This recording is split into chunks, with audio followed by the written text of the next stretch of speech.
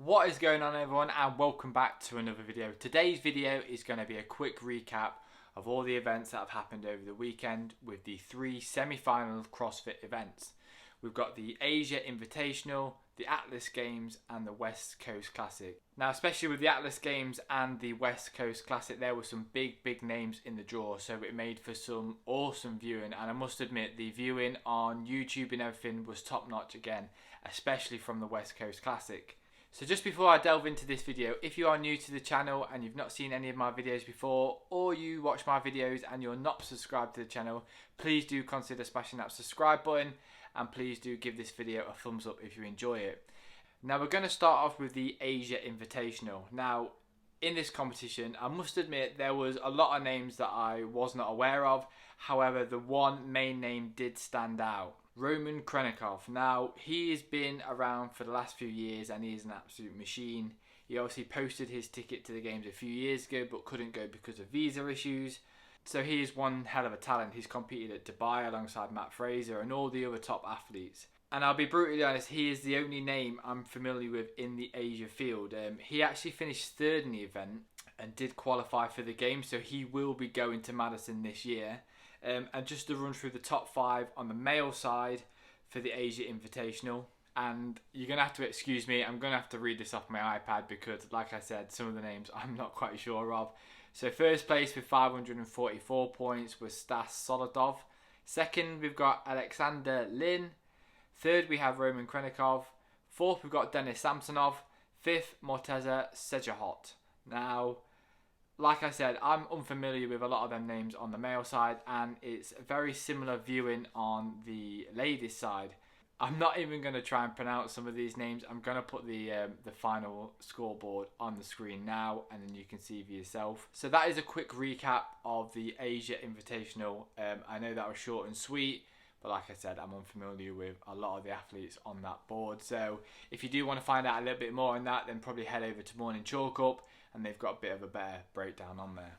So moving on to the Atlas Games, and taking part in the Atlas Games was a couple of the fan favourites. We had Pat Vellner and Brent Fikowski. The field itself had a lot of very good athletes in, athletes that have been to the game numerous times.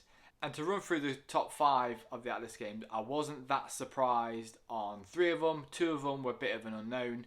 So rounding out in 5th place and getting their ticket to the game was Brent Fikowski. Now Brent, after day 1, was in 15th place, and it looked very unlikely that he was going to secure his games ticket. However, he fought back and had a class last day, taking 1st place in the first event on the last day and then finishing in the top 10 for the rest of the event. So he actually got that 5th place. And in 4th place, we got a bit of an unknown with Alex Vignot. 3rd place, we have Samuel Cornonia. 2nd place, we have the very talented Jeffrey Adler, who I really did think was going to push Pat Vellner all the way, and he did. It was very close. And then obviously in 1st place was Pat Vellner. So you got some very well established athletes in that field going to Madison. Now moving on to the ladies side of the field. Again, we had a packed field, and there were some big names in the top 5. Rounding it off in 5th position was Sydney McCalshan. She ended up with 448 points in the end, very close to that 6th place position, but she managed to squeeze into 5th. 4th place, we had Emily Rolfe, probably one of the biggest names in the women's field at the Atlas Games. 3rd place, Mackenzie Riley. 2nd place, Caroline Prevost. Now, Caroline is a very good athlete. I've seen numerous videos of her, and I think she'd be one to watch at the games. And then rounding off the field in 1st place was Bailey Rail. Now, again, I don't know much about Bailey, but just looking at some of the results at this games, she's one hell of an athlete. So again, that's probably one to look out for when we come to Madison later on in the year. Now moving on to the West Coast Classic. Now this was the event that I watched mostly. Like I said earlier, the broadcasting for this event was outstanding. It was like watching the CrossFit Games, and the guy who I had my eye on was Dallin Pepper. Now, I interviewed Dallin like maybe early last year during the first lockdown. We had a bit of a Zoom conversation, and he was talking about his plans about competing in the male side, in the senior male side, coming from that teen division, and he did not disappoint. After day 1, Mr. Dallin Pepper was in first place. Now, across the weekend, he kind of dropped a few places across the leaderboard, was holding on to that 4th or 5th place position for quite a while, but unfortunately he ended up coming in just short in 6th place, so he's just missed out on his automatic games ticket. However, he will go through to the last chance qualifiers, so he is definitely one to look forward to. For someone being so young, the guy is an absolute beast, so I wish him all the best in the last chance qualifiers. So we're going to start off with the women's side in the West Coast Classic. Again, we had some big names. And rounding it off in 5th position was Regan Huckabee. In 4th place was the fan favourite Danny Spiegel, who put in one hell of a performance. 3rd place was Danielle Brandon, again another well-established name in the CrossFit field. 2nd place we had Carrie Pierce, the fittest American in the field last year. And then rounding out in 1st place with a very impressive performance with Bethany Shadburn. Her and Carrie Pierce kind of were going back and forth with 1st and 2nd position, but in the end Bethany took it. She had a bit of a disappointing year last year, but she's come through and she's put in a dominant performance here at the West Coast Classic. So that rounds off your top 5 on the women's side that are going to the games, that have won their tickets. Now moving on to the men's side, this is what I was excited about watching, obviously, and we had a bit of an unknown, managed just to creep in and pip Dallin Pepper in that 5th position. We had Brandon Luckett. Now I don't know much about Brandon, but he's obviously a very good athlete if he's managing to mix it with them big boys in the CrossFit world. In 4th place we had the fan favourite Will Moonrad.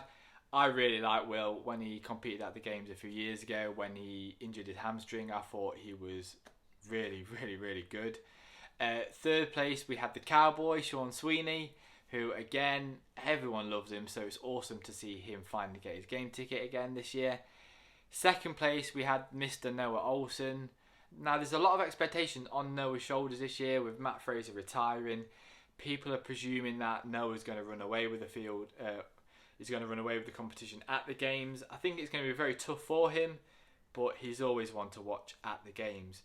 And then finishing it off at the top was Mr. Cole Sager. Now Cole Sager was dominating on the last 2 days of this competition, finishing off the final day over 40 points ahead of Noah Olsen. And yeah, he was absolutely dominating from start to finish.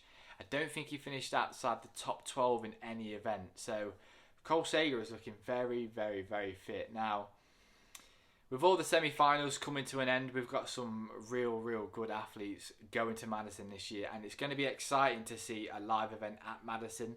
Now, I know a lot of the semi-final events have been virtual, but the ones in America, they've managed to do in-person competition, and it looks like it's been absolutely amazing. So I cannot wait for Madison this year. It's going to be one hell of a competition to watch.